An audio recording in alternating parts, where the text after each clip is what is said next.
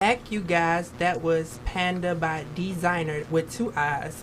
This is Mr. Clark back with Mr. Geo for financial literacy. Oh, we're going to talk about money. We're going to talk about coins. We're going to talk about the math. So this week, I wanted to break down for you guys the spending plan pie chart, or just basic budgeting of your money, because that's important. So people ask me, like, you're so good with money, you always seem to have it when it's time to have it, and that's not necessarily true. Like, I don't really make no money in the job I'm making now, but I understand that with Mr. Clark. I really do. I've learned how to tuck things away and also, well, to speak to why I'm not making no money, because I value experience over the financial. So sometimes you have to make choices that'll catapult you further later.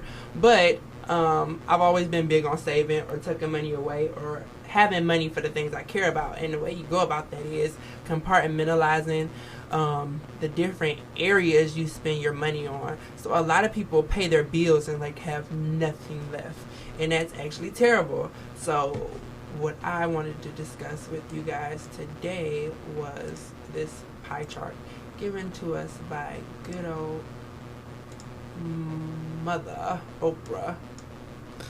Oh. So it's the Oprah's debt diet. So if Oprah said it, it's the truth.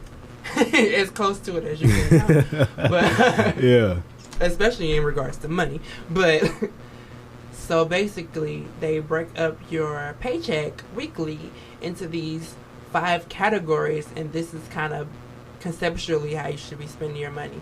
So your housing cost should be, if you can see the chart right now, your housing cost should be 35% of your overall income. So that's your mortgage, your rent, your repairs, taxes, utilities. So gas, lighting, and heating, all those things should be coming out of your housing costs. Now, for a lot more of us, that's probably closer to 50%, which is still significantly better than us who pay our bills and buy food and that's it. So considering those things, if you're at more than 35%, maybe some things you could consider is living in a more affordable housing. I don't know, testing out different utility companies to see, are you definitely getting the lower costs? Maybe budgeting to handle some of your basic needs at someone else's house. I know a lot of us are just recent graduates, so we kind of go what? It's not worth it. It is not worth it. Do not, when you graduate from school, do not move back in with your parents. Look, okay? There's mixed feelings in regards to that, because a lot of us maintain great relationships with our guardians of sorts. So, Mr. Clark, you call me Mr. Geo on this show. Mm-hmm. I'm not regarded as a Mr. anything at home with my parents. Well, hey, look, I got you. To cut costs, you got to cut some attitude, got to cut some power. I'm willing to do it. And then you go into debt, so paying off those student loans, those credit cards. But with the 10%, I actually should have spoke about first, is your 10% is saving. They always say pay yourself first, and they don't mean go out and kick it first. They mean save first. You want to give money to your future self. So that's the money you set aside for your retirement plans, whether it be your 401k, your Roth IRA, or if it's stocks and bonds. You want to take 10% of everything you make and tuck it away to the side. I've had to use my savings in the past, but I was so happy that I've established that for myself, and I didn't necessarily have to reach out and borrow from other people first. It'll be a long time before you know I'm broke, just because I've saved so hard, intensely. And then those last 40% go towards transportation, so car payments, gas, insurance, repairs, which is like is another part of life, keeping insurance and cars and stuff going. And that actually played into a lot of decisions I made. Like, I could have had a new car, and I've been like auction car shorty since I've been old enough to have a car. Just because I didn't want to have car payments, because I wanted the liberty of being able to go, you know what, I don't like this job anymore, and not having any bills that had to be paid on a monthly basis. I like that. So maybe those are the things you consider when you are accruing these new expenses. Are they going to force you to maintain a job that you don't want to maintain? I'm at a part of my life where I don't necessarily mind having to maintain a job now, so I'm going to look into new cars. So just monitor your percentages. Now, Mr. Clark, how as beautiful as this chart is, and this in rainbow colors. How realistic is it? Exactly. That last 25% is for fun. So eating out, vacations, entertainment, and clothing. Hey. I need that.